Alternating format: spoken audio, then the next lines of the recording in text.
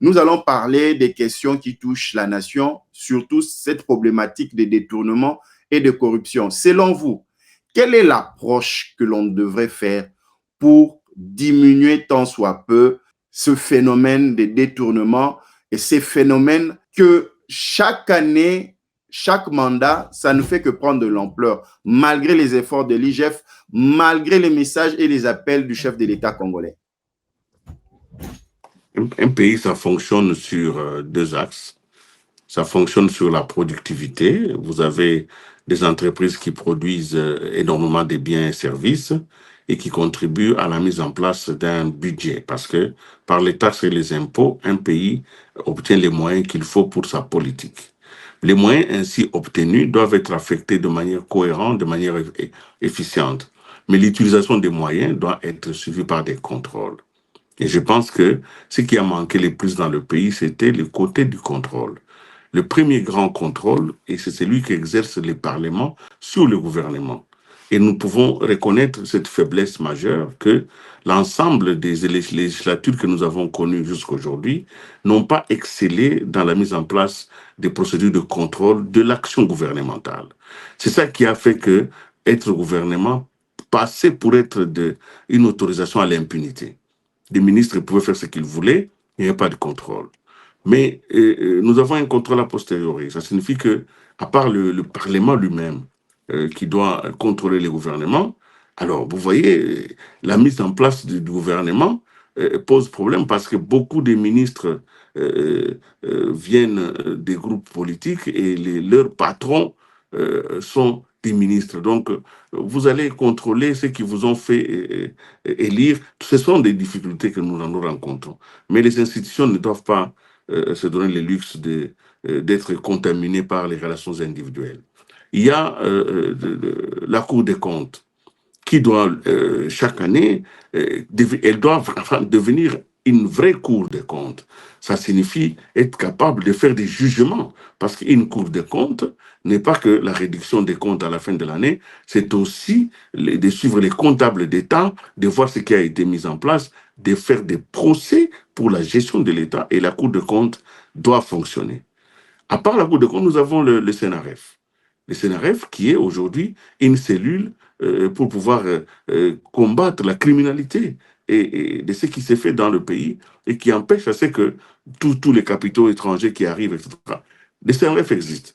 Vous avez l'IGF qui fonctionne et qui, quand même, a été beaucoup plus dans l'éclat de la lumière, mais c'est aussi c'est un instrument de contrôle.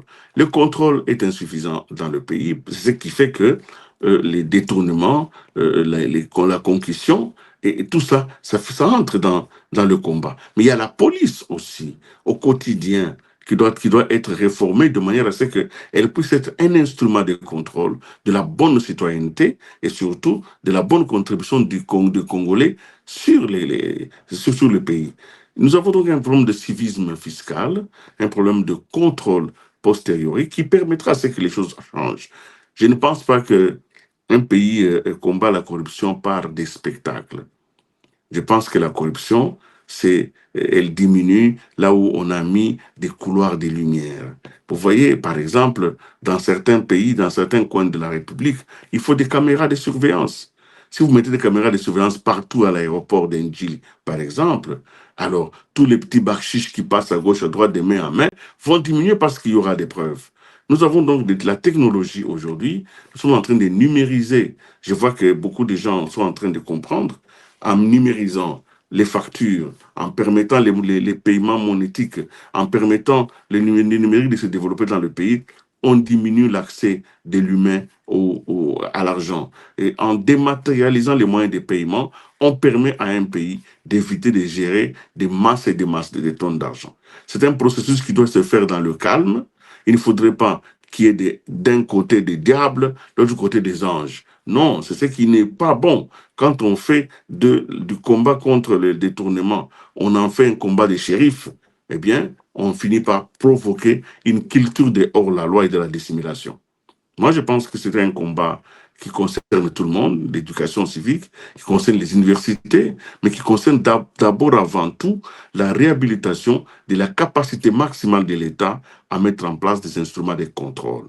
Le contrôle est inévitable, le contrôle est indispensable, le contrôle est la clé pour une bonne gestion des finances de l'État. Willy Kalengai, nous terminons par là. Nous avons vu, surtout sur les réseaux sociaux, certains Congolais détenir leur carte d'identité. Ça faisait longtemps que les Congolais n'avaient pas de carte d'identité. Est-ce que vous avez la vôtre? Non, pas encore, parce que bon, ça a repris il n'y a pas longtemps. Je crois que en Irlande, je pourrais le faire, mais je pense que ça a été quand même fait de manière trop lente, hein.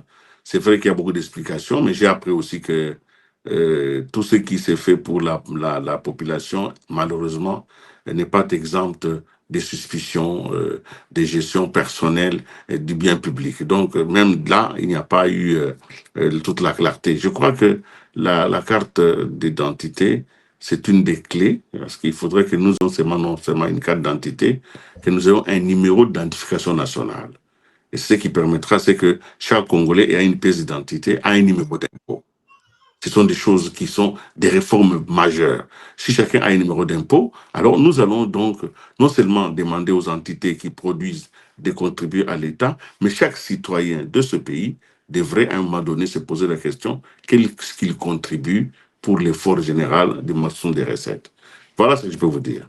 Willy Kalengai, un dernier mot pour mettre un terme à ce programme. Nous savons que ça ne sera pas la dernière fois. Merci beaucoup de m'avoir invité. Je suis venu comme journaliste, hein. Je suis venu comme journaliste pour pouvoir couvrir un peu ce voyage d'État. Je considère que ça a été quelque chose de bien parce que, toute proportion gardée, quand vous avez des suspicions sur un État et que vous pensez que cet État-là ne fonctionne pas dans vos intérêts, il faut aller à la rencontre de ceux qui ne croient pas en vous, qui parlent mal de vous, ou voire même ceux qui agissent contre vous. La France et le Congo ont une histoire commune qui est assez importante. Il fallait lever les équivoques. Vous savez que depuis 98, c'est la France qui est on peut dire ici un peu le writer de toutes les résolutions qui ont été prises en faveur du Congo au niveau du Conseil de sécurité. Le Congo a donné beaucoup à la France. N'oubliez pas que quand la France avait été attaquée du temps de la Deuxième Guerre mondiale et que les forces de l'Axe avaient pratiquement occupé ce pays, les Congolais, nos ancêtres, nos grands-parents, sont allés mourir je peux dire, dans des batailles essentielles pour pouvoir défendre ce qui était à l'époque un monde libre. La France aussi, en 97, en 77, la France avait, pour protéger le Congo, envoyé dans notre pays, à l'époque Zaïre, la Légion. Donc, nous avons une histoire commune qui a été perturbée généralement par la coalition entre la France et le Rwanda. Mais pour le moment, il est possible d'organiser une rencontre avec les Français qui soit une rencontre d'adultes et que les clichés réducteurs qui font légion ici en Europe sur le Congo ne soient plus en usage. Nous devons à ce Congo la liberté, nous devons la vérité, nous devons le respect. C'est un grand pays, c'est un grand peuple. On ne devrait pas nous réduire constamment voilà, à des pays sans conviction. Un grand merci, Willy Kalengai. Merci.